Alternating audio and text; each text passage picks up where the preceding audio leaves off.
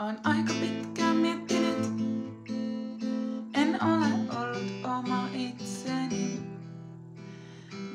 Monta yötä itkenyt, ja sisälläni itken nyttenkin.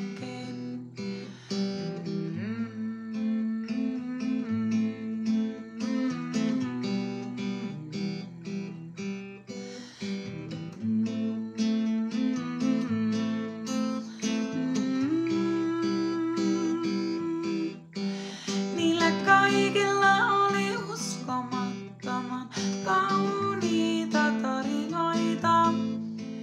Niillä kaikilla oli uskomattoman kauniita lapsia. Ja ne